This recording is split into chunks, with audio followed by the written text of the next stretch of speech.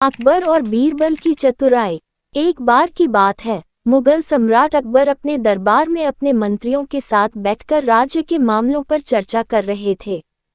उसी समय नगर का एक प्रतिष्ठित व्यापारी रोते बिलखते दरबार में आया और सम्राट के चरणों में गिर पड़ा। व्यापारी करुण स्वर में, महाराज, मेरी वर्षों की कमाई चोरी हो गई है। मेरे घर से एक बहुमूल्य मोती की माला किसी ने चुरा ली है। अकबर, तुम्हें किस पर शक है? व्यापारी, महाराज, मेरे घर में केवल 5 नौकर हैं। माला चोरी उसी कमरे से हुई है जिसमें केवल वे 5 ही जाते हैं। मुझे शक है कि उन्हीं में से किसी ने चुराई है। अकबर ने तुरंत आदेश दिया कि उन 5 नौकरों को दरबार में लाया जाए। थोड़ी ही देर में सभी नौकर उपस्थित हुए। सभी ने चोरी से इनकार किया। अकबर गंभीर स्वर में, यदि तुम में से किसी ने यह अपराध किया है और स्वयं स्वीकार कर ले तो उसे हल्की सजा दी जाएगी। परंतु कोई भी नौकर दोष स्वीकार करने को तैयार नहीं हुआ। सभी ने कहा कि वे निर्दोष हैं। अब मामला पेचीदा हो गया। अकबर ने बीरबल की ओर देखा। अकबर, बीरबल, अब यह मामला तुम्हारे हवाले करता हूँ। हमें सच्चा अपराधी चाहिए, जल्द से जल्द। बीरबल मुस्कुराए और बोले, महाराज, मुझे 1 दिन का समय दें। मैं कल सच्चे चोर को आपके सामने प्रस्तुत कर दूंगा। अकबर ने अनुमति दे दी।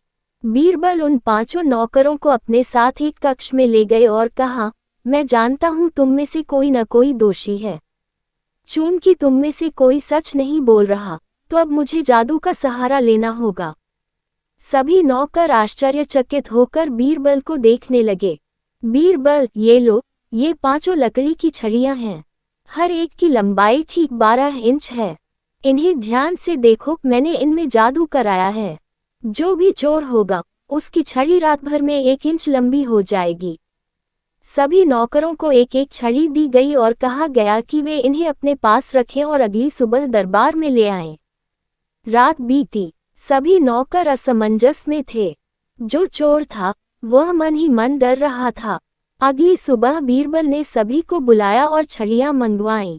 बीरबल ने सब छड़ियों को मापा। ध्यान से देखने के बाद वे मुस्कुराए। बीरबल, महाराज, चोर मिल गया है। ये रहा असली दोषी। उन्होंने एक नौकर की ओर इशारा किया। अकबर, पर बीरबल, ये कैसे संभव हुआ? क्या सच में छड़ी लंबी हो गई? बीरबल हंसते हुए बोले, नहीं महाराज, वह छड़ी कभी जादुई थी ही नहीं।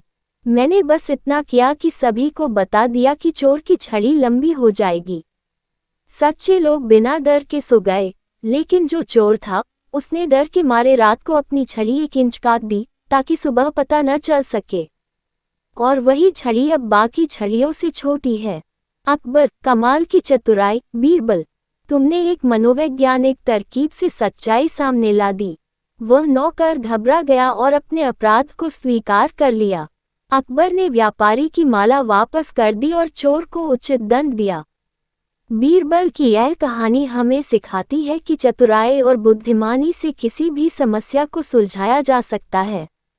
साथ ही यह भी शिक्षा मिलती है कि अपराध छिपाया नहीं जा सकता, अंततः सत्य उजागर होकर ही रहता है। बीरबल ने ये भली भांति समझा कि अपराधी अपने अपराध को छिपाने के लिए कुछ न कुछ असामान्य करेगा। इस समझ का उपयोग करके उन्होंने चोर को पहचान लिया। डर और अपराध। जो व्यक्ति अपराध करता है, वह हमेशा भय में जीता है। बीरबल ने इसी डर का लाभ उठाया। सत्य की शक्ति। झूठ चाहे जितना भी छिपाया जाए, सत्य हमेशा सामने आता है। शांति से सोचने की कला। बीरबल ने गुस्से या बल प्रयोग से नहीं, बल्कि शांतचित्त और चतुर सोच से समस्या सुलझाई। बीरबल जैसे चरित्र केवल कहानियों के पात्र नहीं, बल्कि हमारे जीवन के मार्गदर्शक हैं।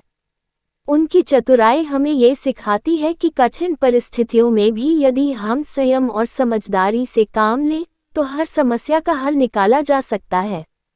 न्याय के मार्ग पर चलने वालों को डरने की आवश्यकता नहीं होती, और जो छल करते हैं, उनका छल उनके ही विरुद्ध प्रमाण बन जाता है।